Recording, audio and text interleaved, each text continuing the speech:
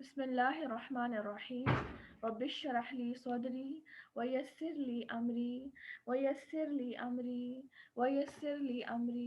واحلل عقدة من لساني يفقه قولي. ربي زدني علما. اللهم فقهني في الدين.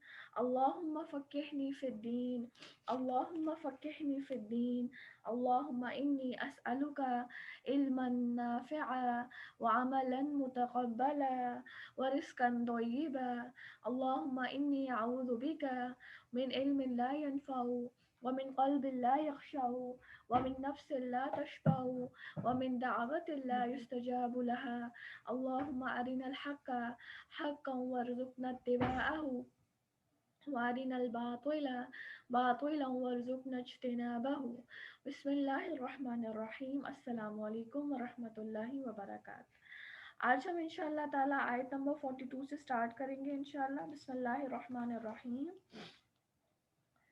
وَلَقَدْ أَرْسَلْنَا إِلَىٰ أُمَمٍ مِّن قَبْلِكَ فَأَخَذْنَاهُم بِالْبَأْسَاءِ وَالضَّرَّاءِ لَعَلَّهُمْ يَتَضَرَّعُونَ. اور ہم نے اور امتوں کی طرف بھی جو کہ آپ سے پہلے گزر چکی ہیں پیغمبر بھیجے تھے، سو ہم نے ان کو تنگ دستی اور بیماری سے پکڑا تاکہ وہ اظہار عجز کریں. آیت نمبر 42. اور ہم نے اور امتوں کی طرف بھی جو کہ آپ سے پہلے گزر چکی ہیں پیغمبر بھیجے تھے، سو ہم نے ان کو تنگ دستی اور بیماری سے پکڑا تاکہ وہ اظہار عجز یعنی عاجزی کا اظہار کریں. تو اب اس آیت میں بنیادی طور پر امتوں کی طرف یعنی امتیں، اب اس آیت میں جو لفظ امم ہے اس سے مراد ہے امتیں. اور امتیں جو ہے، جو لفظ امت ہے یہ قرآن میں ڈفرینٹ معنی کے لیے استعمال ہوا ہے. بعض اوقات اس کا معنی ہوتا ہے امام، بعض اوقات امت کا مطلب قرآن میں اگر امت کا لفظ استعمال ہوا تو اس کا مطلب امام ہوتا ہے. بعض اوقات اگر لفظ قرآن میں امت استعمال ہوا ہے تو اس کا مطلب ہوتا ہے زمانہ. بعض اوقات اگر لفظ امت قرآن میں استعمال ہوا ہے تو اس کا مطلب ہوتا ہے آباء و اجداد. اور بعض اگر قرآن میں امت کا لفظ استعمال ہوا ہوتا ہے تو اس کا مطلب ہوتا ہے کمیونٹی، کوئی قوم. تو اس وقت یہ جو اس آیت میں امت کا لفظ استعمال ہوا ہے اس سے مراد ہے کمیونٹی، قوم. کہ قوموں کی طرف کیا ہوا کہ ہم نے آپ صلی اللہ علیہ وسلم سے پہلے جو گزر چکی ہیں، جو ہم سے پہلے گزر چکی ہیں، ان سے پہلے پیغمبر بھیجے. किस मकसद के लिए पैगंबर को भेजे? उनकी हदायत के लिए। एक मकसद तो ये है कि उनकी हदायत के लिए पैगंबरों को भेजा गया, और दूसरा मकसद ये है कि हुज्जत तमाम हो जाए, कि क़यामत के दिन कल उठकर कोई शख्स ये ना कह सके कि हम तक तो कोई पैगाम पहुंचाने वाला आया ही नहीं, या हम तक तो पैगाम पहुंचा ही नहीं। तो लिहाजा हुज्जत तमाम करने के लिए हमेशा की तरह हमेशा ही से अल्लाह ताला ने रहनुमा, रहबर, इमाम और पैगंबरों को भेजा है। तो लिहाजा पैगंबरों को अल्लाह आप सल्लल्लाहु अलैहि वसल्लम को अल्लाह ताला बता रहे हैं, और आप सल्लम के ज़रिए आप सल्लम की उम्मत को और क़यामत तक आने वाले लोगों को ये बात समझाई जा रही है कि आपसे पहले भी उम्मतों को हमने जब पैगंबरों को भेजा, उम्मतों की तरफ हमने पैगंबरों को भेजा, तो इसी मकसद के लिए भेजा। लेकिन जब उन उम्मतों ने पैगंबरों का इनकार किया, तो फिर हमने क्या किया? फिर हमने उनको तंगदस्ती और बीमारी से पकड़ा, हमने उनकी आजमाइश की। किससे? तंगदस्ती से और बीमारी से। किस हिकमत के तहत? क्या हिकमत थी, क्या मसलहत थी, क्या पर्पस था, क्या मोटिव था? कि उन लोगों के अंदर आजिज़ी पैदा हो, उन लोगों के अंदर हम्बलनेस पैदा हो। अब तंगदस्ती के ज़रिए किस तरह अल्लाह ताला ने आज़माया? तंगदस्ती में क्या चीज़ आ जाती है? भूख आ जाती है, खौफ आ जाता है। खौफ के ज़रिए अल्लाह ताला ने आज़माया कुछ लोगों को, कुछ उम्मतों को अल्लाह ताला ने भूख के ज़रिए आज़माया, कुछ उम्मतों को अल्लाह ताला ने बदअमनी देकर आज़माया। किस वजह से? पैगंबरों की ना मानने की वजह से। और फिर बीमारी और तकलीफ के ज़रिए भी उनको आज़माया गया कि क्या मकसद था, क्या हिकमत थी? कि उन लोगों के अंदर आजिज़ी पैदा हो, उन लोगों के दिल नरम पड़ जाएं, वो अताअत की तरफ झुक पड़ें, उनके दिलों की सख्ती दूर हो। तो लिहाजा हमेशा की तरह हमारे ज़हनों में ये कॉन्सेप्ट है कि जब भी आजमाइश आती है तो अल्लाह ताला नाराज़ है, और आजमाइश के आने का मकसद यही है कि उस इंसान की पकड़ हुई है, उस इंसान को अल्लाह ताला उस इंसान से बहुत ज़्यादा नाराज़ है। तो बेशक ये चीज़ है कि जब भी इंसान के ऊपर आजमाइश आती है तो उसकी गुनाहों की पादाश की सूरत में आती है, और वो आजमाइश अगर एक उसका पर्पस है गुनाहों की पादाश की वजह से कि अब उसके ऊपर आजमाइश आ रही है, अब अगर वो उस पर सब्र करेगा तो यकीनन उसके गुनाह माफ़ होंगे। तो इसके अलावा आजमाइश ज़रूरी नहीं है कि हमेशा की तरह आजमाइश जो है वो तकलीफ़ का बायस हो, बल्कि बाज़ औक़ात आजमाइश का मकसद इंसान के लिए कुछ सबक सिखाना भी होता है, इंसान के लिए बायस सबक भी होती है, इंसान के लिए सीखने का ज़रिया भी होती है, ताकि इंसान उस आजमाइश के अंदर रहकर उस अल्लाह ताला से मुसलसल मांगे, और इंसान के अंदर की जो एक अकड़ है, इंसान के अंदर की जो एक अना है, इंसान के दिल की जो सख्ती है, वो दूर हो जाए, और वो वापस अल्लाह ताला की तरफ झुक पड़े, वो वापस अल्लाह ताला की तरफ रुजू करे, वो अल्लाह ताला के आगे रोए, अल्लाह ताला के आगे गिड़गिड़ाए। तो एक मुकम्मल तौर पर इंसान का जो एक फॉर्मेट है, पर्सनालिटी का जो एक फॉर्मेट है, वही चेंज हो जाता है आजमाइश के अंदर। तो लिहाजा आजमाइश का मकसद ज़रूरी नहीं है कि हमेशा पकड़ ही हो, बल्कि बाज़ औक़ात सबक सिखाने के लिए भी, नसीहत के लिए भी जो है वो आजमाइश आती है। तो लिहाजा जब आजमाइश आए तो इंसान को क्या करना है कि उस फैसले को एक्सेप्ट करना है और उसकी हिकमत को समझना है। और ज़रूरी नहीं है कि हमेशा हर चीज़ या अल्लाह ताला के हर फैसले के पीछे इंसान को हिकमत समझ आ जाए, ऐसा भी ज़रूरी नहीं है। क्यों? क्योंकि हम आगे पढ़ेंगे इंशाअल्लाह ताला, बल्कि सूरह कहफ के अंदर हम हर जुम्मा पढ़ते हैं, लेकिन उस तरह से हम अंडरस्टैंडिंग के साथ नहीं पढ़ पा रहे होते, लेकिन इंशाअल्लाह तफसीर में हम पढ़ेंगे कि जब हज़रत मूसा अलैहिस्सलाम और हज़रत हिज़र अलैहिस्सलाम की मुलाकात हुई।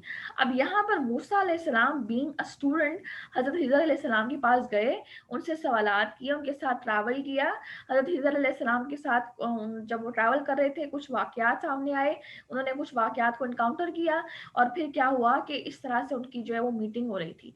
अब हमेशा जब भी हुआ कि एक बच्चे को हज़रत हिज़र अलैहिस्सलाम ने कत्ल कर दिया, ये बात हज़रत मूसा अलैहिस्सलाम को समझ नहीं आई, और देखने में यही लगता है कि एक एक मासूम से बच्चे को एक इंसान ने कत्ल कर दिया। लेकिन बाद में जब हज़रत हिज़र अलैहिस्सलाम ने उनको बताया, तो उन्होंने कहा कि ये वो बच्चा है जो बड़े होकर अपने वालिदैन का नाफरमान और सरकश बनता, अल्लाह ताला के हुक्म से मैंने इसको ख़त्म किया ताकि ये अपने वालिदैन के लिए आज़माइश ना बने। अब एक बाज़ औक़ात क्या होता है कि एक छोटा-सा बच्चा वो मर जाता है। इंसान समझता है कि एक औरत ने 9 माह का सफ़र तय करके अब जब वो पहुँची है तो बच्चा ही फ़ौत, तो ये औरत के ऊपर कोई ज़ुल्म तो नहीं हो गया? ہماری اتنی کمزور عقلیں کہ ہم اللہ تعالیٰ کی مصلحتوں کو نہیں سمجھ سکتے. تو لہٰذا اب یہاں پر کیا سکھایا جا رہا ہے کہ انسان ان فیصلوں کو ایکسیپٹ کر لے اور انسان کے اندر نرمی آنے لگے. بعض اوقات کیا ہوتا ہے کہ بچے کو جنم دے کر ماں خود مر جاتی ہے. انسان سوچتا ہے کہ اب یہ بچہ لاوارث گھومے گا، لاوارث ہو جائے گا، اس کو پالنے والا کوئی نہیں رہا، تو لہٰذا یہ ظلم تو نہیں ہو گیا. تو لہٰذا کیا ہے کہ بعض اوقات حکمتیں سمجھ آ جاتی ہے. حضرت عائشہ رضی اللہ عنہ کے پاس ایک عورت آئی، اس نے کہا کہ اگر حیض کے اندر عورت کے اوپر روزے فرض ہیں کہ روزوں کی اس نے قضا پوری کرنی ہے، تو پھر نمازوں کی قضا پوری کیوں نہیں کرنی؟ تو اب یہ سوال تھا. حضرت عائشہ رضی اللہ عنہ اس کی حکمت ادا کی کہ روزے سال میں ایک بار ہے تو عورت آسانی سے پوری ان کی قضا کر سکتی ہے، لیکن نمازوں کی قضا پوری کرنا عورت کے لیے مشکل ہے. تو حکمت سمجھ آ گئی، حکمت بتا دی. بعض اوقات زندگی میں کتنے سارے واقعات آتے ہیں، ان کی حکمت نہیں سمجھ آتی.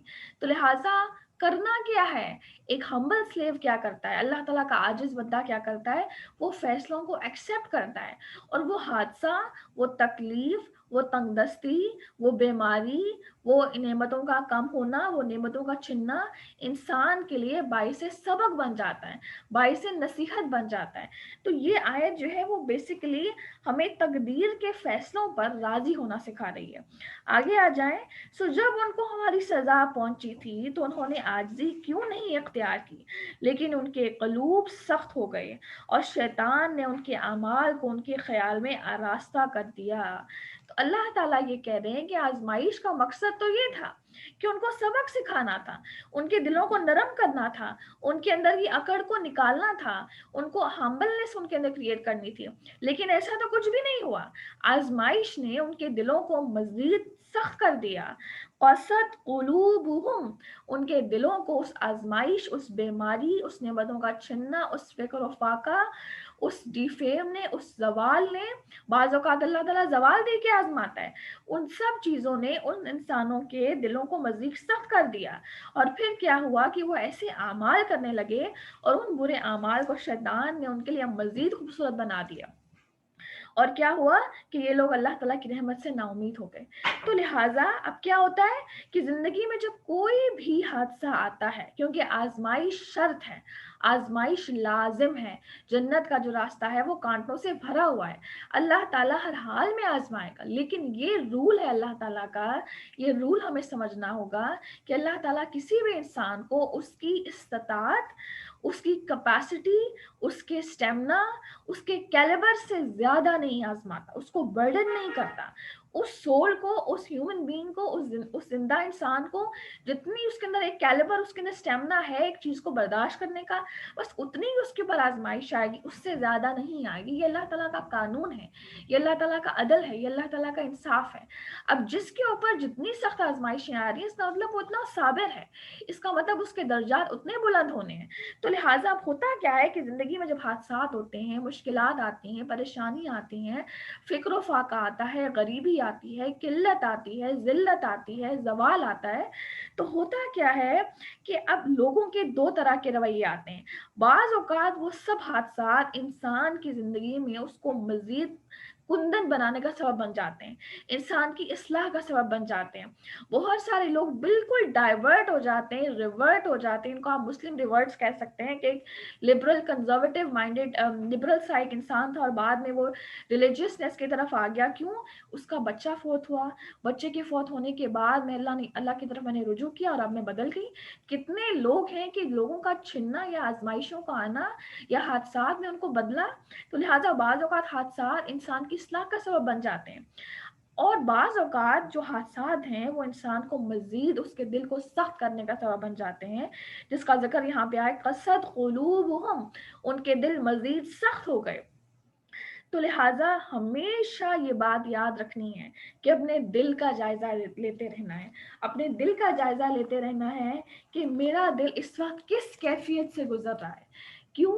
کیونکہ یہاں پر دل کی سختی کے بارے میں آ رہا ہے. اور ایک روایت میں آتا ہے کہ آپ صلی اللہ علیہ وسلم نے فرمایا کہ 3 موقعوں میں اپنے دل کا جائزہ لیا کرو، 3 موقعوں پر اپنے دل کا جائزہ لیا کرو: تنہائی میں، علم کی محفل میں، اور قرآن کو پڑھتے ہوئے.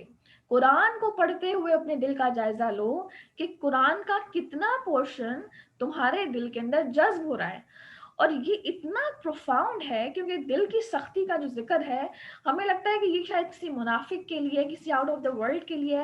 ہم تو اس وقت قرآن پڑھیں تو لہٰذا ہمارے یہ چیز ہمارا ہم سے تعلق نہیں رکھتی. لیکن یہ بات ہمیں جان لینا ہوگی کہ سب سے زیادہ قصد قلوبہم کا جو کانسیپٹ ہے وہ اہل قرآن میں آ جاتا ہے. کیوں؟ کیونکہ وہ پڑھ کے وہ اتنا امیون ہو جاتے ہیں کہ جنت کی جو بشارتیں انہیں خوش نہیں کرتی، جہنم کی بشارتیں بعض اوقات انہیں خوفزدہ نہیں کرتی. ان کو لگتا ہے یہ تو قرآن کا ایک معمول ہے، یہ ہر دوسری آیت میں ریپیٹ ہو رہا ہے، کوئی بات نہیں. یعنی بعض اوقات ایسا بھی ہوتا ہے، اور بعض اوقات ایسا ہوتا ہے کہ ہر آیت پر رونا اور ہر آیت سے اپنے آپ کے لیے سبق لینا. تو اپنے دل کا جائزہ لیا کرو 3 جگہوں پر، تنہائی میں، علم کی مجالس میں، اور قرآن کو پڑھتے ہوئے. تو لہٰذا اب یہاں پر کیا آ رہا ہے اس آیت میں؟ کیا ہے؟ قصد قلوبہم، ان کے دل سخت ہو گئے. تو سوال یہ پیدا ہوتا ہے کہ دل کی سختی کی علامات کیا ہیں؟ جب علامات ہمیں پتہ ہوں گی تو پھر کیا ہوگا کہ ہمارے لیے اپنا جائزہ لینا آسان ہو جائے گا. اور پھر کیا ہوگا کہ جب جائزہ لینا آسان ہو جاتا ہے تو پھر انسان فوراً علاج کی طرف جاتا ہے، پھر انسان ٹریٹمنٹ کی طرف جاتا ہے. اگر جائزہ ہی نہیں لیا، پتہ ہی نہیں ہے کہ یہ چیز میرے اندر ہے یا نہیں ہے، تو پھر انسان کبھی بھی اس کو ٹریٹ نہیں کر سکتا. تو دل کی سختی کے علامات میں سب سے پہلی علامت یہ ہے کہ تنگی یا تکلیف کے موقع پہ اللہ تعالیٰ کو نہ پکارنا، اور اللہ تعالیٰ سے نا امید ہو جانا، اور اللہ تعالیٰ سے کثرت کے ساتھ گلے اور شکوے کرنے لگنا. یہ جو آیت نے، ہم نے آیتیں پڑھی ہیں، دونوں آیتوں میں یہی بتایا جا رہا ہے کہ اس آزمائش نے بجائے اس کے اندر عاجزی لانے کے ان کو مزید تباہ کر دیا، ان کو مزید کرپٹ کر دیا، ان کو مزید ڈیزیز کر دیا. تو لہٰذا پہلی صفت کیا ہے کہ تنگی یا تکلیف میں اللہ تعالیٰ کو نہ پکارنا. اب دوسری کیا علامت ہے دل کی سختی کی؟ دوسری علامت یہ ہے کہ قرآن پڑھتے ہوئے قرآن کی طرف دل کا مائل نہ ہونا، دل کا اس قرآن کی طرف نہ لگنا، قرآن پڑھتے ہوئے آنکھوں سے آنسوؤں کا نہ بہنا. تو لہٰذا یہ بھی دل کی سختی کی علامت ہے. اور اسی لیے آنکھوں کی نمی کی دعا کی جاتی ہے اور دل کی نرمی کی دعا کی جاتی ہے کہ اللہ ہمارے دلوں کو سختی سے بچا لینا. کیونکہ جب دل سخت ہو جاتے ہیں تو یہ تمام کی تمام علامات ظاہر ہونے لگتی ہیں. تیسری علامت کیا ہے کہ نیکی کے بجائے برائی میں دل لگنا. یہ انتہا سے زیادہ الارمنگ ہے، یہ بہت زیادہ الارمنگ ہے. کیونکہ اس میں کیا ہوتا ہے کہ جب انسان کا برائی کے بجائے اچھائی کی طرف دل لگنے لگتا ہے، اور جس کے بارے میں یہاں پر قرآن میں اللہ تعالیٰ اسی آیت میں بیان فرما رہے ہیں وَزَيَّنَ لَهُمُ الشَّيْطَانُ مَا كَانُوا يَعْمَلُونَ، کہ وہ جو برے اعمال وہ کر رہے ہیں، شیطان نے ان اعمال کو ان کے لیے بیوٹیفائی کر دیا، شیطان نے ان اعمال کو ان کے لیے بیوٹیفل کر دیا، ان کے لیے مزین کر دیا، ان کو خوبصورت بنا دیا. تو ہوتا کیا ہے کہ انسان اپنے آپ کو جسٹیفائی کرنے لگتا ہے. یہ بات ہمیں اپنے پاس لکھ لینی ہے. ہوتا کیا ہے، یہ جو لکھا ہوا ہے نا کہ شیطان نے ان کے برے اعمال کو ان کے لیے مزین کر دیا، اس کا مطلب کیا ہے؟ آسان زبان میں اس کا مطلب یہ کیا ہے کہ وہ انسان اپنے آپ کو بہت بڑی چیز سمجھنے لگتا ہے، اور پھر وہ اپنی خامیوں کو جسٹیفائی کرنے لگتا ہے، اور ہر دوسرے انسان میں اس کو خامی نظر آنے لگتی ہے. دوسروں کا مذاق اڑانا، دوسروں کو ذلیل کرنا، دوسروں کو نیچا دکھانا. اور جب کسی انسان کے اندر خاص طور پر جب میں اس چیز کو میں اسٹڈی کر رہی تھی اور جب میں نے اس پہ غور و فکر کیا تو واقعی ہمارے اندر یہ چیز بہت زیادہ ہے کہ جب کسی انسان کے اندر کوئی کمی ہے یا کوئی خامی ہے تو کیا کرنا کہ اس کی اس خامی یا اس کی اس کمی یا اس کی اس کمزوری کی وجہ سے اس کو ہیوملیٹ کرنا، اس کو موک کرنا، اس کا مذاق اڑانا سب کے سامنے، تنہائی میں، دل کے اندر. کیونکہ ہوتا کیا ہے کہ ضروری نہیں کہ باتوں سے تکبر کا اظہار ہو، بعض اوقات سوچ سے ایک تکبر کا آغاز ہوتا ہے اور وہ آہستہ آہستہ انسان کی باتوں میں آنے لگتا ہے. تو لہٰذا اپنی غلطیوں کو جسٹیفائی کرنا اور دوسروں کو ذلیل کرنا، دوسروں کو رسوا کرنا، ان کی کمیوں کے اوپر ٹانٹ کرنا، یہ ایک بہت بڑا المیہ ہے جس کو ہمیں اپنے اندر سے کریکٹ کرنا ہے. کسی کے اندر کوئی بھی کمی ہو سکتی، کسی کو کوئی کام نہیں آتا، کسی کو کوکنگ نہیں آتی، کسی کو اسٹیچنگ نہیں آتی، کسی کو اچھا بولنا نہیں آتا، کسی کی زبان میں لکنت ہے، کوئی اچھی طرح چل نہیں سکتا، کوئی اچھا لکھ نہیں سکتا، کوئی اچھا بول نہیں سکتا، کسی کی نیچر میں سادگی ہے، طرح طرح کی ہو سکتی ہیں. کوئی بہت بلنٹ ہے، کوئی بہت زیادہ اسٹریٹ فارورڈ ہے. اب یہ بھی ایک خامی ہے، یعنی دیکھنے کی بات میں تو یہ آتا ہے کہ یہ خامی ہے. کوئی انسان جو ہے وہ بولنے میں بہت سخت ہے, کسی کا لہجہ بہت سخت ہے, کوئی کسی طرح گھر میں بہت زیادہ اس کا جو ہے وہ ایک منافقانہ سا رویہ ہے. اب دیکھنے میں وہ چیزیں ظاہر ہو رہی ہیں, لیکن میرا اور آپ کا یہ کردار نہیں بنتا, یا میرا اور آپ کا یہ حق نہیں بنتا کہ ہم اس انسان کی اس برائی کو, اس کمی کو, اس ویکنس کو لوگوں کے سامنے بیان کریں. کیوں؟ کیونکہ ان برائیوں کے اوپر پردہ ڈالنا اور ان برائیوں کو معاف کرنا یہ خدا کا کام ہے, اور ان کے اوپر اس انسان کی مدد کر کے اس انسان کو اس کمی سے نکال سکتے ہیں اگر ہم, تو یہ وہ کام ہے جو ہم کر سکتے ہیں. اگر ہم یہ کام نہیں کر سکتے تو پھر ہمیں اس کام سے نکلنا ہوگا. اور یہ بات جو ہے وہ سب سے زیادہ جو دل کی سختی کے اندر آ رہی ہے, وہ سب سے زیادہ یہی سچویشن آ رہی ہے جس کا ذکر آ رہا ہے. پھر ایک اور چیز کیا ہے دل کی سختی کی علامات میں, وہ ہے تکبر, یعنی سلام میں پہل نہ کرنا, ہر وقت اپنے چہرے پہ نا ایک سخت سا ایک تاثر رکھنا, چہرے میں مسکراہٹ کا نہ ہونا, یہ ایک تکبر ہے. اور یہ تکبر جو ہے یہ دل کی سختی کی علامت ہے جس کے بارے میں یہاں پہ آ رہا ہے. پھر اسی طرح دل کی سختی کے اندر ایک اور چیز یہ آ جاتی ہے کہ کسی کی تکلیف یا کسی کی خوشی پر خوش نہ ہونا, اور کسی کی تکلیف پر غم کا ایک تاثر نہ شو کرنا, اس کا احساس نہ ہونا, اس کے غم میں شامل نہ ہونا یا اس کی خوشی میں شامل نہ ہونا.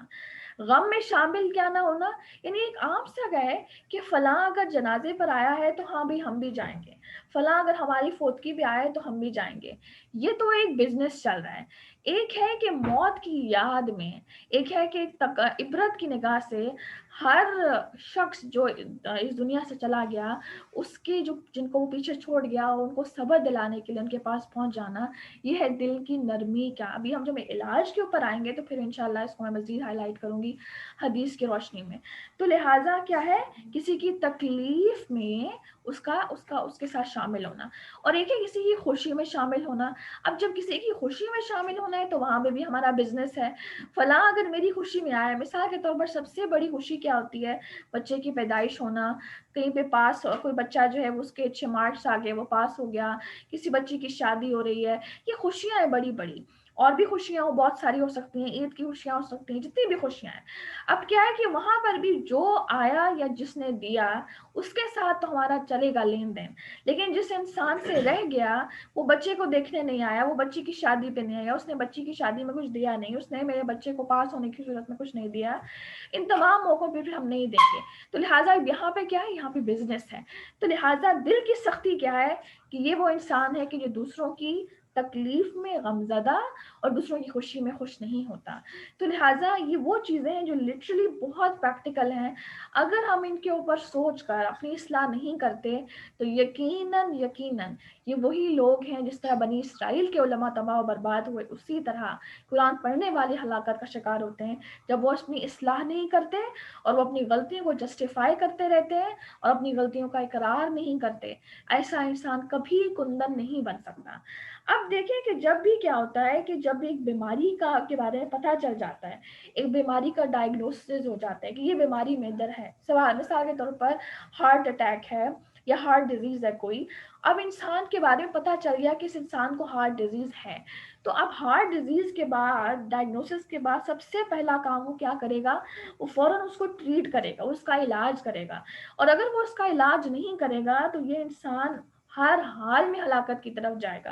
اور یہ ایک نادانی ہے کہ آپ ایسے ہی توکل کے اوپر بیٹھے ہوئے کہ ہاں بس اللہ مالک ہے, زندگی کا کوئی پتہ نہیں, تو اچانک اب علاج نہیں ہو رہا تو ہر حال میں موت آنی, ہر حال میں ہلاکت ہونی ہے.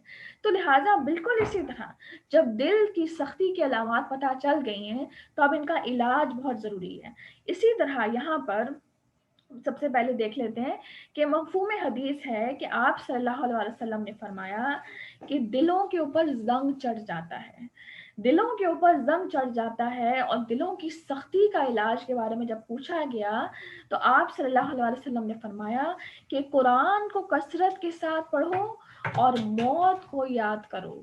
ٹھیک ہے, اب یہ آپ نے اپنے پاس چھوٹے چھوٹے بلٹس کے فارم میں لکھتے رہیں, قرآن کو کثرت کے ساتھ پڑھو اور موت کو کثرت کے ساتھ یاد کرو. اسی لیے تو اسلام کے اندر جنازے کے ساتھ جانا یہ بہت بڑا نیکی کا عمل ہے, بہت بڑا یہ ایک ثواب کا عمل ہے, اور بہت بڑا ریوارڈنگ عمل ہے, اور اس کی طرف بہت زیادہ رغبت دلائی ہے آپ صلی اللہ علیہ وسلم نے اپنی امت کے لیے.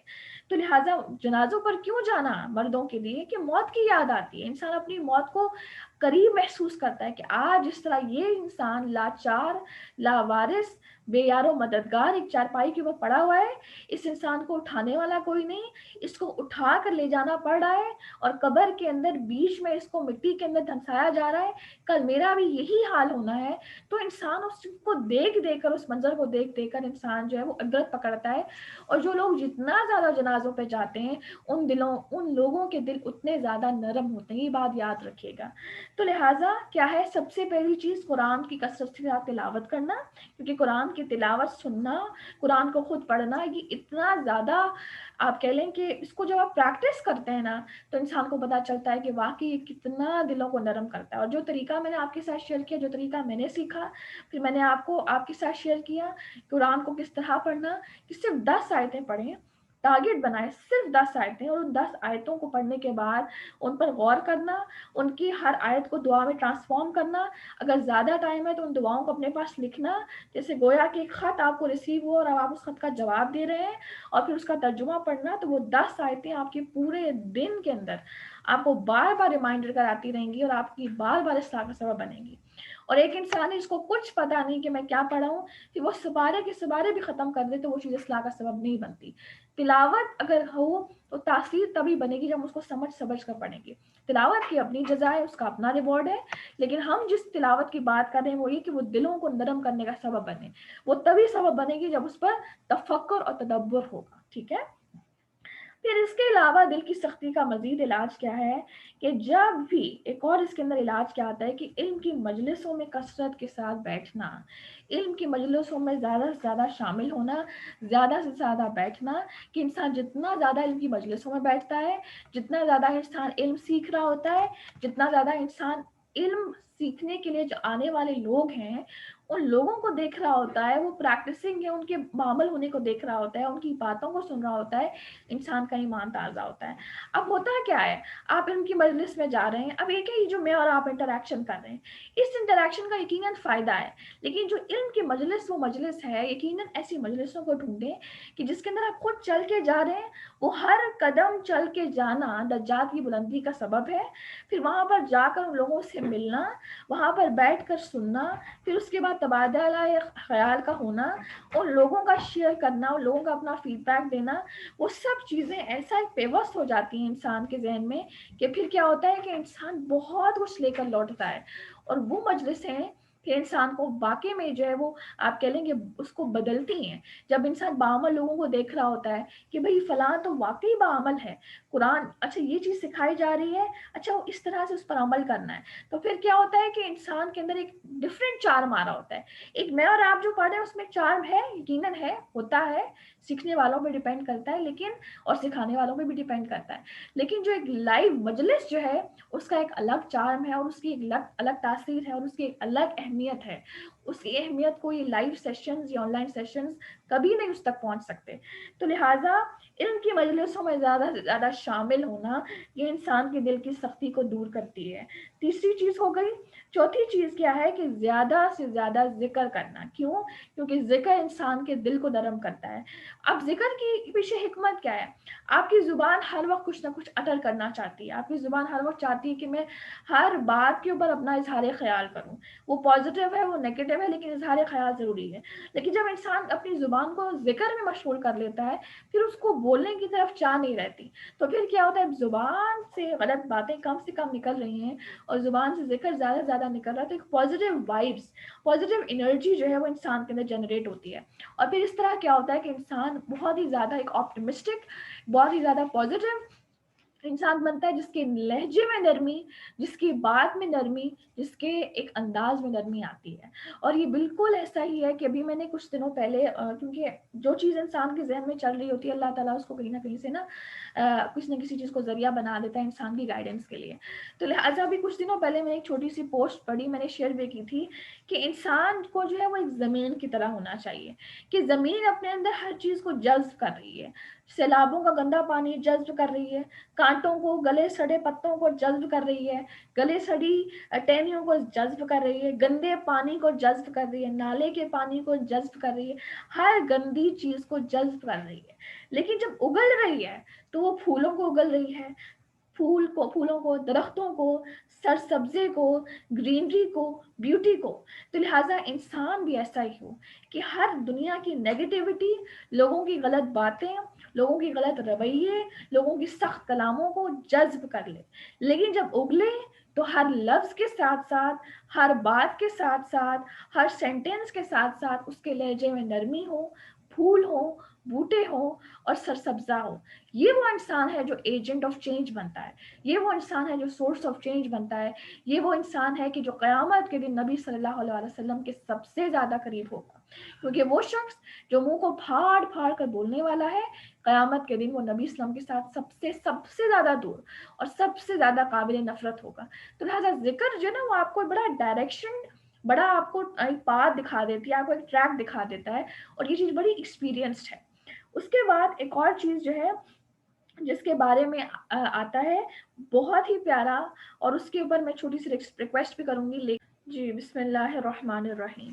تو چوتھا طریقہ ہم لوگوں نے ابھی تک 3-4 طریقے دیکھ لیے۔ سب سے پہلی چیز قرآن کی کثرت کے ساتھ تلاوت کرنا، دوسری چیز ہم نے کہا موت کو کثرت کے ساتھ یاد کرنا، تیسری چیز ہم نے کہا کہ علم کی مجالس کے اندر شامل ہونا، فزیکلی شامل ہونا، چل کے جانا، ان کو فیل کرنا، پھر چوتھی چیز ہم نے یہ کی کہ اللہ تعالیٰ کے ذکر کو کثرت کے ساتھ کرنا، اپنی زبان کے اوپر کثرت کے ساتھ اللہ تعالیٰ کے ذکر کو رکھنا، یہ چیز انسان کے دل کو نرم کرتی ہے۔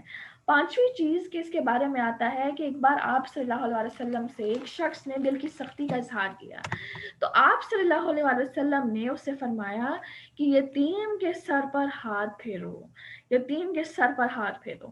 تو لہٰذا اس سے یہ چیز ثابت ہوتی ہے کہ جتنا بھی کوئی بھی ایسا کام کہ جس سے انسانیت کو فائدہ ہو رہا ہے، اور خاص طور پر جو معاشرے کا ایک غریب طبقہ ہے، معاشرے کا جو ایک لوور سٹراٹا ہے، جس میں ہمارے پاس غریب، یتیم، مسکین لوگ آ جاتے ہیں، جن کا کوئی وارث نہیں ہوتا، جن کا کوئی ہیلپر نہیں ہوتا، جن کو کوئی اس طرح سے ایڈ پرووائڈ نہیں کرنے والا ہوتا، ان لوگوں کی مدد کرنا، ان لوگوں کو کھانا کھلانا، ان لوگوں کو کپڑا پہنانا، ان لوگوں کو پروٹوکول دینا، ان لوگوں کو ریگارڈ دینا، یہ وہ چیزیں ہیں جو انسان کے دلوں کو نرم کرتی ہیں۔ تو بعض اوقات آتا ہے کہ اگر اپنے دل کا جائزہ لینا ہو تو کبھی غریبوں کے ساتھ بیٹھ کر کھانا کھا کے دیکھو، تو وہاں پر کیا ہوتا ہے کہ جو ایک انا ہوتی ہے وہ انا انسان کی ختم ہوتی ہے، انسان واقعی میں انسانیت کے لیول پر آ کر ان کے ساتھ بیٹھ کر مدد کر رہا ہوتا ہے۔ تو یہ وہ چیزیں جو انسان کے دل کو نرم کرتی ہے۔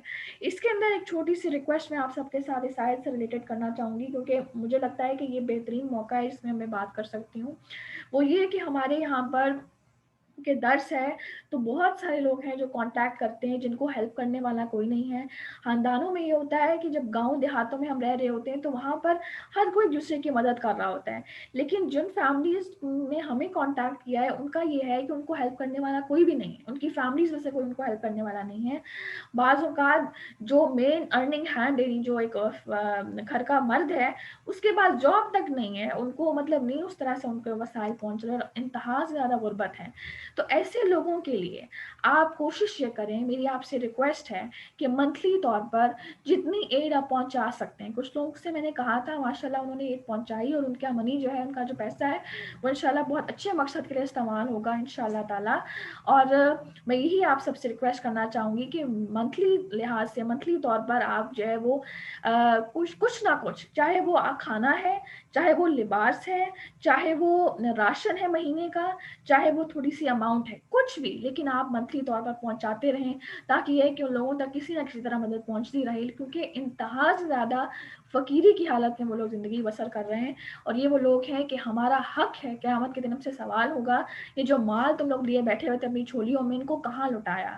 تو لہٰذا ایسے لوگوں پر جو ہم مال لگائیں گے اور ایسے لوگوں کو ہم کھانا کھلائیں گے اور ایسے لوگوں کو ہم جب لباس پہنائیں گے تو یہی وہ لباس ہیں جو قیامت کے دن جنت کے لباس کو کے حقدار ہمیں بنائیں گے، یہی وہ کھانے ہیں جو قیامت کے دن جنت کے پھلوں کا حقدار ہمیں بنائیں گے، اور یہی وہ پانی ہے جو قیامت کے دن ہمیں جنت کی شراب کا حقدار بنائے گا، ورنہ ہم ادھر کے ادھر ہی رہیں گے، مال کی ہوس میں ڈوبے رہیں گے اور اسی طرح موت آ جائے گی۔ تو لہٰذا بہت زیادہ ضروری ہے یہ چیز، تو میں نے سوچا کہ میں آپ سے بات کر دوں۔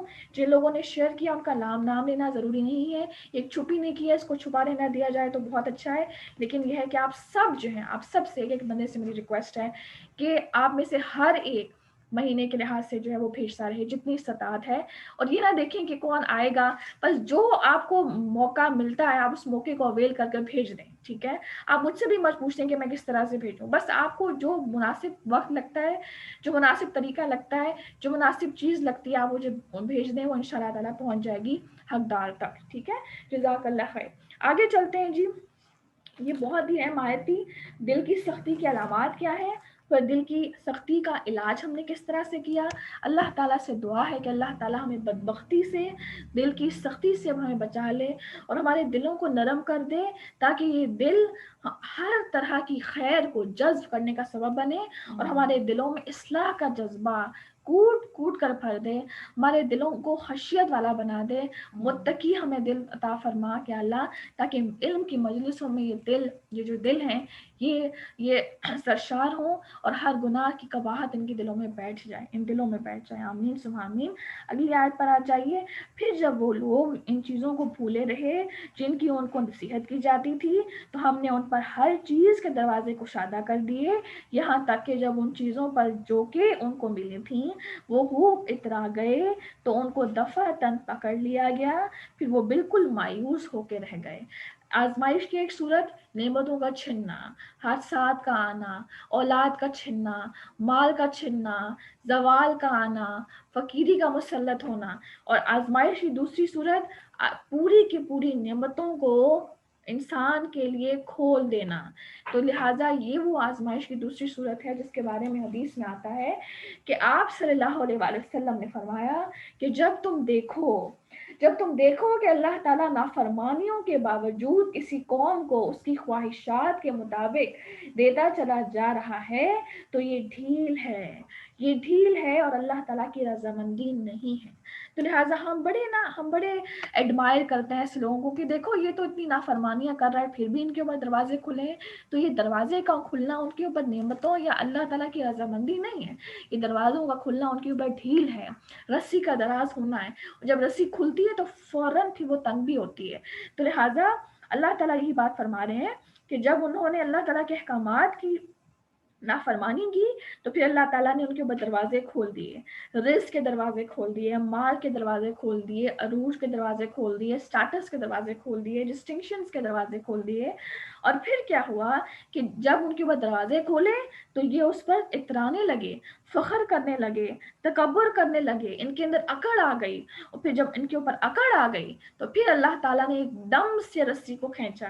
اب یہاں پر جو آیت میں لفظ آ رہا ہے، اس آیت کے لفظ کو پلیز اپنے پاس ہائی لائٹ کریں، اس آیت کے لفظ کو، بغتتن جو ہے یہ لفظ بڑا ہی ڈیپ روٹڈ ورڈ ہے، اس کا مطلب یہ ہے کہ انسان نے سوچا بھی نہ ہو، انسان کے وہم و گمان میں بھی نہ ہو، اور انسان کی جو پکڑ ہے وہ آ جائے، یعنی آپ راتوں رات چین سے سوئے تھے اور صبح آپ کو پتا چل رہا ہے کہ آپ کی جاب ہی نہیں چلی گئی ہے، یعنی خدا نخواستہ یہ بھی ایک صورت ہے، راتوں رات آپ سوئے تھے اور صبح آپ کو پتا چل رہا ہے آپ کی اولاد نہیں ہے آپ کے سامنے یا کوئی بھی لاس۔ تو لہٰذا کیا ہے کہ یہ بغتتن سے مراد ہے کہ انسان نے سوچا بھی نہ ہو، انسان کے وہم و گمان میں بھی نہ ہو، بالکل اچانک جو چیز ہوتی ہے اس کو ہم کہتے ہیں بغتتن۔ تو اللہ تعالیٰ نے جب انہوں نے اکڑ دکھائی نعمتوں پر تو اللہ تعالیٰ نے ان کو بغتتن کے ذریعے اچانک ان کو پکڑا، اور پھر کیا ہوا کہ بالکل نا امید ہو گئے۔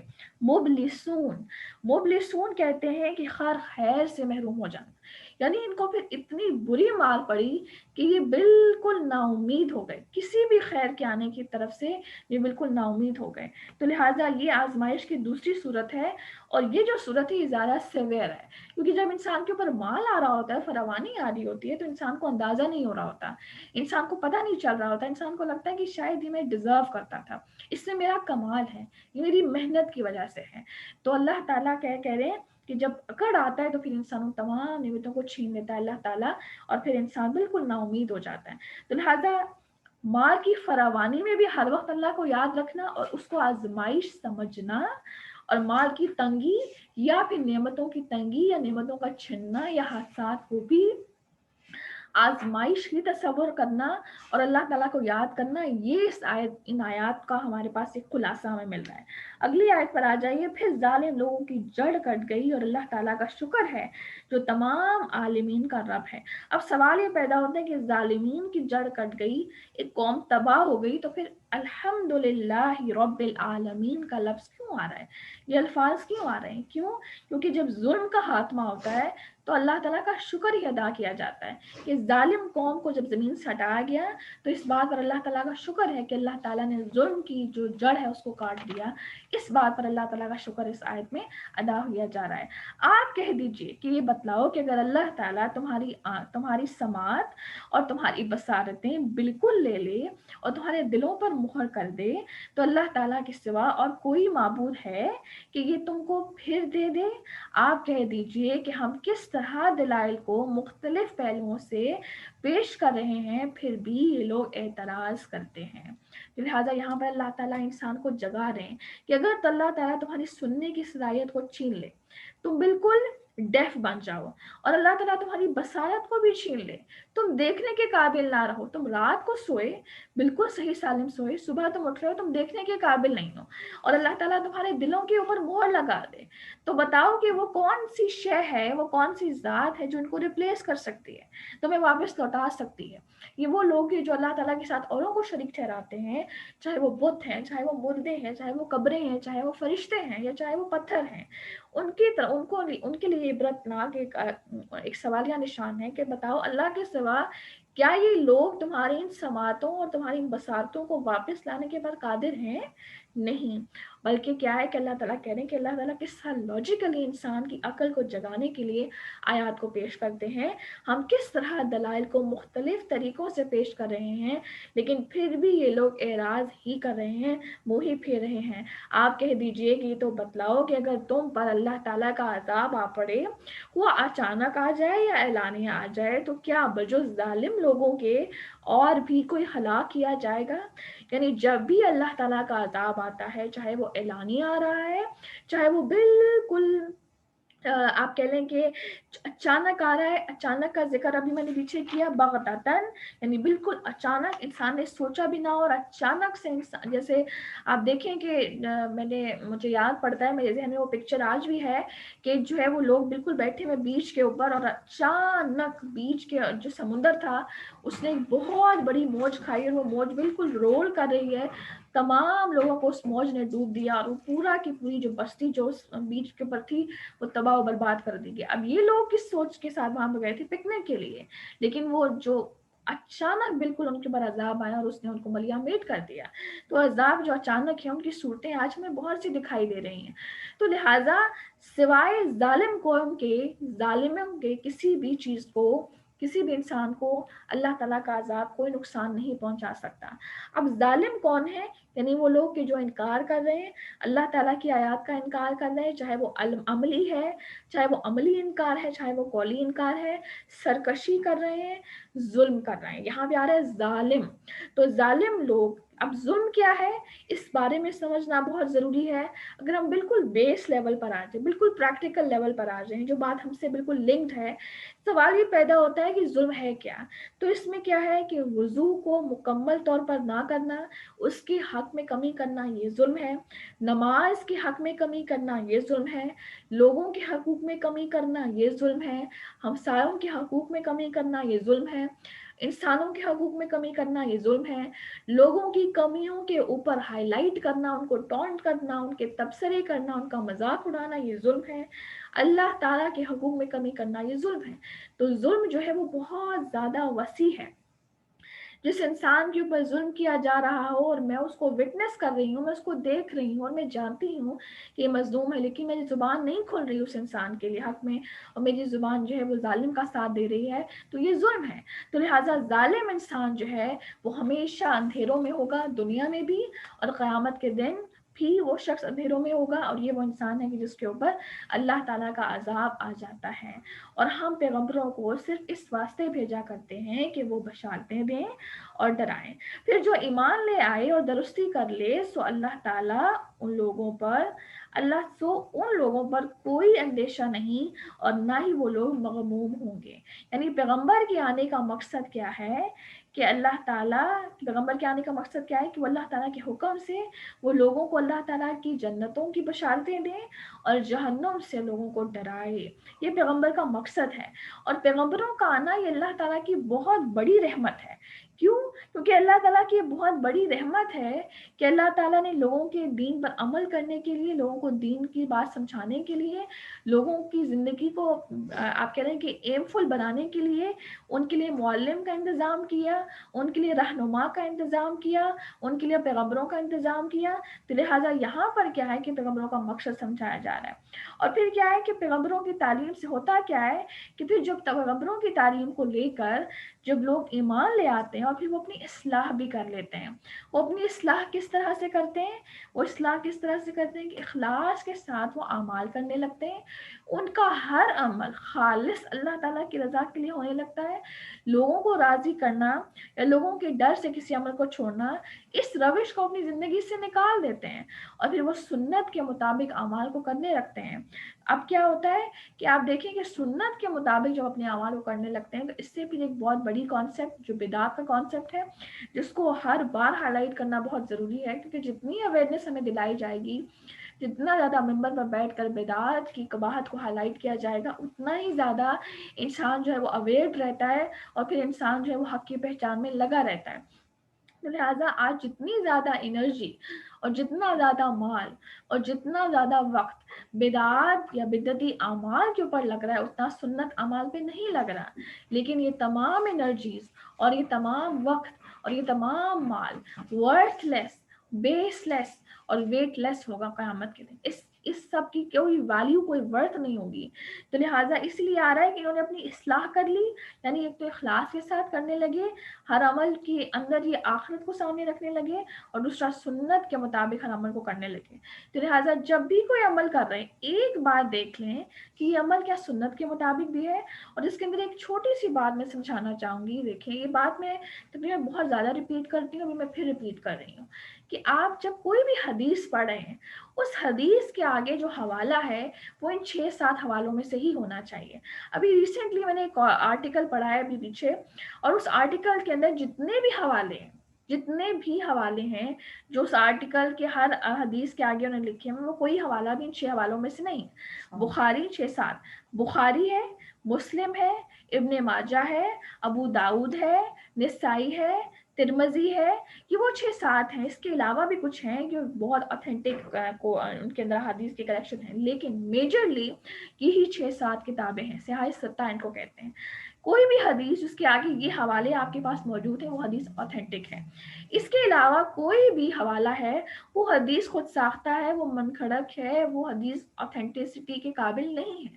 تو لہٰذا پلیز اس کو آگے کوٹ مت کیجیے، ٹھیک ہے؟ اس بات کو آپ لازمی لے لیں کہ اب آپ بینگ اے اسٹوڈنٹ ہیں آف قرآن، 1-1.5 سال ہو گیا ہمیں ایک ساتھ رہتے ہوئے، اب یہ بات ہمیں سمجھنا ہوگی کہ ان 6-7 حوالوں کے علاوہ کوئی بھی حدیث جب آپ لے رہے ہیں تو اس کو ایک بار پوچھ لیں کہ کیا یہ اوتھینٹک ہے یا نہیں ہے، تو آٹومیٹکلی انسان کو حق کی پہچان آنے لگتی ہے۔ اور اس کے علاوہ دعا، اللہم ارنا الحق حقا وارزقنا اتباعہ وارنا الباطل باطلا وارزقنا اجتنابہ، کہ اللہ مجھے حق کی پہچان دلا، مجھے حق کو دیکھنا سکھا اور پھر اس کی اتباع بھی سکھا، اور مجھے باطل کی بھی پہچان دے اور باطل سے اجتناب کرنا مجھے سکھا۔ یہ بہت پیاری دعا ہے جس کو ہمیں ہر دن مانگنا ہے انشاءاللہ تعالی۔ اگلی آیت پر آ جائیے. اور جو لوگ ہماری آیتوں کو چھوٹا بتلائیں ان کو عذاب پہنچے گا بوجہ ان کی نافرمانی کرنے کے. اور آپ کہہ دیجئے کہ نہ تو میں تم سے یہ کہتا ہوں کہ میرے پاس اللہ کے خزانے ہیں، نہ ہی میں غیب جانتا ہوں، اور نہ ہی میں تم سے یہ کہتا ہوں کہ میں فرشتہ ہوں. میں تو صرف جو کچھ میرے پاس وہی آتی ہے اس کی اتباع کرتا ہوں. آپ کہہ دیجئے کہ اندھا اور نابینا کہیں طور پر برابر ہو سکتے ہیں، سو کیا تم غور و فکر نہیں کرتے؟ اس آیت کا خلاصہ کیا ہے کہ جو پیغمبر ہے وہ غیب کا علم نہیں جانتا، جو پیغمبر ہے وہ فرشتہ نہیں ہو سکتا. پیغمبر کے اندر انسانی صفات ہی ہوتی ہیں اور وہ انسانی خصوصیات ہی کا مالک ہوتا ہے، اور وہ انسانوں ہی کے لیے رہنما، انسانوں ہی کے لیے لیڈر بنا کر بھیجا جاتا ہے. اور اس کے پاس اتنا ہی علم ہوتا ہے جتنا علم اسے اللہ تعالیٰ نے دے دیا. وہ وہی کچھ دیکھ سکتا ہے جو اللہ تعالیٰ کے حکم سے اس کو دکھا دیا گیا، وہ اس سے زیادہ نہیں دیکھ سکتا. اور غیب کا علم جس کے اندر قیامت کے آنے کا علم ہے، جو بار بار کفار آپ صلی اللہ علیہ وسلم کے پاس آ کر کہتے ہیں کہ بتاؤ تو صحیح کہ قیامت کب آنی ہے، تو یہ چیزیں غیب کے علم میں سے ہیں، اور یہ علم کسی کو اللہ تعالیٰ نے نہیں دیا. روح کی حقیقت، بالکل، روح کی حقیقت کے بارے میں آپ صلی اللہ علیہ وسلم سے کفار سوال کرتے، اسی طرح جو ہے قیامت کے دن کے آنے کے بارے میں سوال کرتے. تو لہٰذا یہ وہ تمام چیزیں جو غیب کے علم میں سے ہیں، جو اللہ تعالیٰ نے اپنے سوا کسی کو نہیں دی. تو یہاں پر آپ صلی اللہ علیہ وسلم سے کہا جا رہا ہے کہ اے نبی صلی اللہ علیہ وسلم، آپ ان لوگوں سے کہہ دیجئے کہ نہ تو میرے پاس اللہ تعالیٰ کے خزانے ہیں، نہ ہی میں غیب کا علم جانتا ہوں. اتنی زیادہ یہ کلیئر کٹ آیت ہے کہ یہاں سے پھر آگے سے مزید سوال ختم ہو جاتے ہیں جو لوگ کھڑے کرتے ہیں، اور لوگ طرح طرح کے کانسیپٹ ایلیویٹ کرتے ہیں کہ نہ تو میرے پاس اللہ تعالیٰ کے خزانے ہیں، نہ ہی میں غیب کا علم جانتا ہوں، نہ ہی میں یہ کہتا ہوں کہ میں فرشتہ ہوں. میں تو میرے پاس تو صرف جو کچھ میرے پاس وہی آتی ہے، میں اس کی اتباع کرتا ہوں. اور آپ کہہ دیجئے کہ اندھا اور بینا کہیں برابر ہو سکتے ہیں. اندھا سے مراد کیا ہے؟ جو علم رکھنے والا ہے، جو علم کی پہچان رکھنے والا ہے، یعنی عالم، علم رکھنے والا، علم کو پڑھنے والا، علم کی جستجو رکھنے والا. اور نابینا جو ایک جاہل انسان ہے، جو ان کو پہچان کر بھی اس پر عمل نہیں کر رہا. تو کیا یہ دونوں برابر ہو سکتے ہیں؟ اب یہاں پر اس آیت کے اینڈ پہ ڈانٹ ہے. تو کیا تم پھر بھی غور و فکر نہیں کرتے؟ کیا تم پھر بھی جانتے نہیں؟ کیا تم پھر بھی تدبر نہیں کرتے، تفکر نہیں کرتے، سوچتے نہیں کہ جب یہ دو لوگ دنیا میں برابر نہیں تو آخرت میں انجام کے لحاظ سے کیسے برابر ہو سکتے ہیں؟ اور ایسے لوگوں کو ڈرائیے جو اس بات سے اندیشہ رکھتے ہیں کہ اپنے رب کے پاس ایسی حالت میں جمع کیے جائیں گے کہ جتنے غیر اللہ ہیں نہ کوئی ان کا مددگار ہوگا، نہ کوئی شفیع ہوگا، اور اس امید پر کہ وہ ڈر جائیں. یعنی قرآن کے ذریعے آپ صلی اللہ علیہ وسلم کن لوگوں کو ڈرائیں؟ وہ لوگ کہ جو اللہ تعالیٰ کے سامنے کھڑا ہونے سے ڈرتے ہیں، وہ لوگ جو حشر کے دن سے ڈرتے ہیں. کیوں؟ یہ حشر کا دن ایسا دن ہے کہ جس دن کوئی بھائی، کوئی ماں، کوئی باپ، کوئی بیوی، کوئی بیٹا کسی کے بھی کام نہیں آ سکے گا. تو لہٰذا اب جب وہاں بھی خون کے رشتے تک انسان سے بھاگنے لگیں گے، اور پھر جب یہ لوگ ہیں کہ جو حشر کی ہولناکیوں کا خوف رکھتے ہیں، تو کیا ہوتا ہے کہ جو حشر کی ہولناکیوں کا جو خوف ہے یہ اتنا بڑا موٹیو ہے کہ انسان کو ٹریک پر رکھتا ہے، انسان کو بامقصد زندگی گزارنے کی طرف مدد دیتا ہے. تو اب یہ کون سے لوگ ہیں؟ قرآن کن لوگوں کو فائدہ دیتا ہے؟ جو حشر کے دن کی ہولناکیوں سے ڈرتے ہیں، جو حشر کے دن کی ہولناکیوں کو امیجن کرتے ہیں. صحابہ کیوں اتنے پرپسفل زندگی گزار رہے تھے؟ کیوں کبھی ڈی ٹریک نہیں ہوتے تھے؟ کیوں ان کا ایمان پتھروں کی طرح جماؤ تھا ان کے ایمان میں؟ کیونکہ وہ قیامت کے دن کو امیجن کرتے تھے. تو لہٰذا قرآن کے لوگوں کو فائدہ دیتا ہے جو حشر کی ہولناکیوں کو امیجن کرتے ہیں، جو حشر کے دن اللہ تعالیٰ کے سامنے کھڑے ہونے سے ڈرتے ہیں. تو لہٰذا اور وہ یہ بات بھی جانتے ہیں کہ قیامت کے دن کوئی بھی ان کی سفارش نہیں کر سکے گا، کوئی ان کی مدد نہیں کر سکے گا. تو لہٰذا اب کیا ہوتا ہے کہ ان لوگوں کو پھر کیا ہوتا ہے کہ قرآن ان کی مدد کرتا ہے، قرآن ان کے لیے نصیحت کا سبب بنتا ہے، اور یہ قرآن سے نصیحت پکڑتے ہیں. تو لہٰذا آپ سے ہم کو حکم دیا جا رہا ہے کہ آپ ایسے لوگوں کو ڈرائیے، اور پھر اگلی آیت پر آ جائیے، ان لوگوں کو نہ نکالیے جو صبح و شام اپنے پروردگار کی عبادت کرتے ہیں، خاص اسی کی رضامندی کا قصد رکھتے ہیں، ان کا حساب ذرا بھی آپ کے متعلق نہیں اور آپ کا حساب ذرا بھی ان کے متعلق نہیں کہ آپ ان کو نکال دیں، ورنہ آپ ظلم کرنے والوں میں سے ہو جائیں گے۔ اس آیت کا چھوٹا سا پس منظر ہے جس کو آپ دیکھ لیں کہ ہوتا کیا تھا کہ مسند احمد کی روایت میں آتا ہے کہ قریش کے بڑے بڑے جو لوگ تھے وہ نبی صلی اللہ علیہ وسلم کے پاس گئے، تو جب وہ نبی صلی اللہ علیہ وسلم کے پاس گئے تو اس وقت نبی صلی اللہ علیہ وسلم کی مجلس میں حضرت صہیب رضی اللہ عنہ، حضرت بلال رضی اللہ عنہ، حضرت خباب رضی اللہ عنہ اور حضرت عمار رضی اللہ عنہ تھے، یعنی وہ صحابہ ہیں جو غریب صحابہ کرام تھے، جو کمزور تھے، جو بالکل سٹارٹنگ میں ایمان لائے تھے۔ تو جب انہوں نے ان لوگوں کو دیکھا تو اس وقت یہ کہنے لگے کہ دیکھو کہ تم ہمیں چھوڑ کر کن کے ساتھ بیٹھے ہوئے، یعنی ہم امیروں کو، ہم انٹلیکچوئلس کو، ہم سرداروں کو چھوڑ کر تم کن غریبوں کے ساتھ بیٹھے ہوئے۔ تو جب انہوں نے اس طرح سے کہا تو پھر یہ آیت اتری، اللہ تعالیٰ نے بھی، اللہ تعالیٰ کی جو رحمت ہے، اللہ تعالیٰ کی جو ایک عزت ہے، اس نے جلال کھایا، اور پھر کیا ہوا کہ آیت نازل ہوئی اور آپ صلی اللہ علیہ وسلم کو بتایا جا رہا ہے کہ آپ صلی اللہ علیہ وسلم کے ساتھ یہ جو بے سہارا اور غریب مسلمان ہیں، جو بڑے اخلاص کے ساتھ صبح و شام اللہ تعالیٰ کو پکار رہے ہیں، جو بڑے اخلاص کے ساتھ تکلیفیں کھا کھا کر ایمان کو قبول انہوں نے کیا ہے، اب آپ ایسا مت کیجیے گا کہ جو مشرکین آپ سے مطالبہ کر رہے ہیں کہ جب تک آپ ان کو چھوڑیں گے نہیں ہم بھی آپ کی مجلسوں میں نہیں آئیں گے، تو آپ ایسے مت ہو جائیے گا کہ آپ ان سے دور ہو جائیں یا آپ ان کو اپنی مجلسوں سے نکال دیں، اور اگر آپ نے ان کو اپنی مجلسوں سے نکالا تو آپ ظالموں میں سے ہوں گے، آپ ظلم کرنے والوں میں سے ہوں گے، اور یہ آپ کی شان نہیں ہے، یہ آپ صلی اللہ علیہ وسلم کے بطور استاد ہونے کی شان نہیں ہے۔ تو لہٰذا یہ آپ سب کے بعد آپ کی امت میں بھی یہ چیز آئے گی، اور امت کے بعد قیامت تک آنے والے لوگوں کے لیے یہ چیز ہے کہ کوئی بھی شخص جو استاد کے لیول پر ہے وہ جتنا امیر اسٹوڈنٹس کو ریگارڈ کرے گا وہ اتنا ہی غریب اسٹوڈنٹس کو بھی ریگارڈ کرے گا۔ تو لہٰذا یہاں پر کیا ہے کہ آپ ہرگز ایسا کرنے والوں میں سے نہ ہوگا، ورنہ آپ ظلم کرنے والوں میں سے ہو جائیں گے۔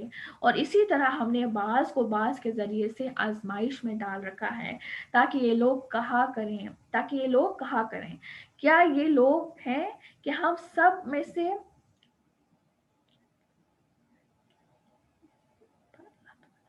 ٹھیک ہے، اور اسی طرح ہم نے بعض کو بعض کے ذریعے آزمائش میں ڈال رکھا ہے تاکہ یہ لوگ کہا کریں کیا یہ لوگ ہیں، تاکہ لوگ کہہ دیں کہ کیا یہ لوگ ہیں کہ ہم سب میں سے ان پر اللہ تعالیٰ نے فضل کیا ہے، کیا یہ بات نہیں ہے کہ اللہ تعالیٰ شکر گزاروں کو خوب جانتا ہے۔ اب کیا ہوتا تھا کہ ابتدا میں جب اسلام جب آ رہا تھا تو ابتدا میں کیا تھا کہ جتنے بھی غریب لوگ تھے وہ اسلام قبول کر رہے تھے، کمزور لوگ تھے جو اسلام قبول کر رہے تھے وہ مسلمان ہو رہے تھے۔ تو لہٰذا اب کیا ہوا کہ ان کا جو یہ روش تھی کمزور مسلمانوں کی، یہ روش کفار کے لیے باعث آزمائش بن گئی۔ اب وہ کیا کرتے تھے کہ ان غریبوں کا مذاق اڑاتے، اور جب ان کا بس چلتا ہے تو ان کو اذیتیں بھی دیتے۔ حضرت بلال رضی اللہ عنہ، حضرت خباب رضی اللہ عنہ، اور جن کے میں نے آپ کے سامنے نام لیے، انہوں نے بہت تکلیفیں اور اذیتیں برداشت کرنے کے بعد انہوں نے اسلام قبول کرنے کے بعد بہت تکلیفیں برداشت کی، اور بعض اوقات ان کی اور اکثر صحابہ کرام کی ان اذیتوں کے دوران وفات ہو گئی، وہ فوت ہو گئے۔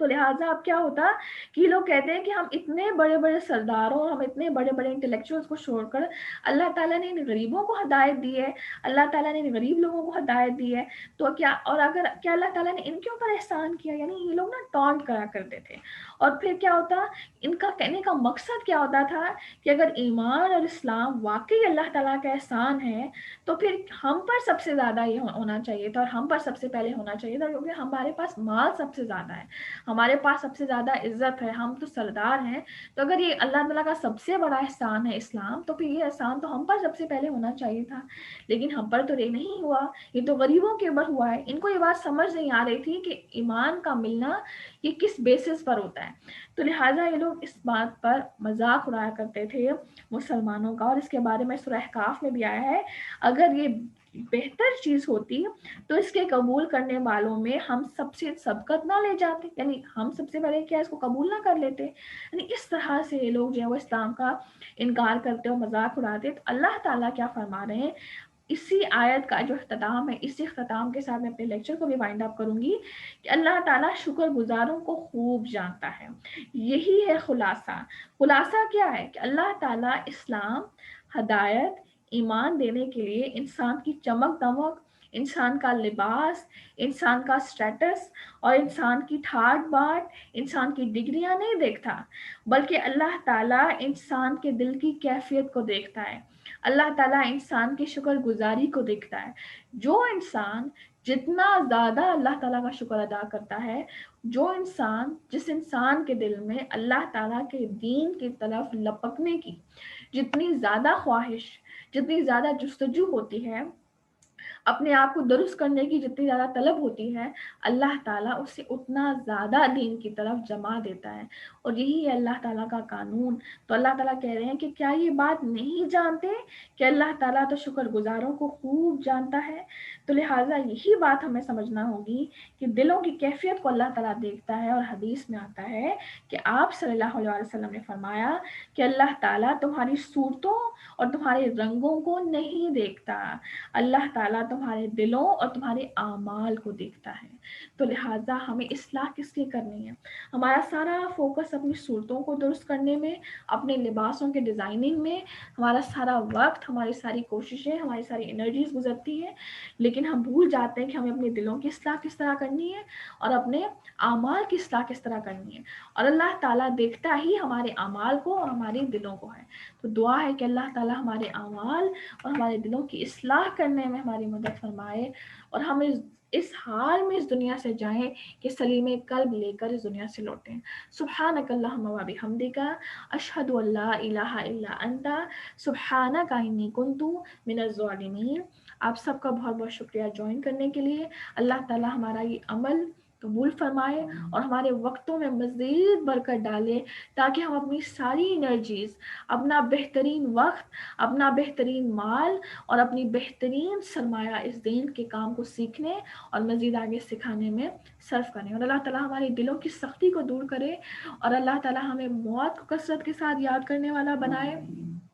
ہمیں اللہ تعالیٰ قرآن کی بہت زیادہ تلاوت کرنے والا بنائے. اللہ تعالیٰ ہمیں غریبوں کو لباس پہنانے والا بنائے، مسکینوں کا والی بنائے، مسکینوں کو کھلانے والا بنائے، دینے والا بنائے، خوبصورت بولنے والا بنائے، خوبصورت سوچنے والا بنائے. اور اللہ تعالیٰ ہمیں بہترین موت عطا فرمائے، اور موت کے وقت طاری ہونے والی بے خوشیوں سے اللہ تعالیٰ ہمیں محفوظ فرمائے. اور اس دنیا میں آنے والی تمام آزمائشوں میں اللہ تعالیٰ ہمیں عافیت میں رکھے. اور جب اللہ تعالیٰ کسی قوم کو آزمائش میں ڈالنے کا خیال کرے، اللہ تعالیٰ اس کسی قوم کو آزمائش میں مبتلا کرنے کا ارادہ کرے، تو اللہ تعالیٰ اس آزمائش سے پہلے ہمیں فوت کر دے اور ہمیں عافیت کے ساتھ زندہ رکھے اور عافیت کے ساتھ اپنی طرف بلائے کہ یا رب ہم بہت کمزور ہیں، ہم آپ کی آزمائشوں پر پورا نہیں اتر سکتے. اللہم صلی علی محمد وعلی آل محمد کما صلیت علی ابراہیم وعلی آل ابراہیم انک حمید مجید. اللہم بارک علی محمد وعلی آل محمد کما بارکت علی ابراہیم وعلی آل ابراہیم انک حمید مجید. وآخر دعوانا والحمد للہ رب العالمین. جزاک اللہ خیر. السلام علیکم ورحمۃ اللہ وبرکاتہ.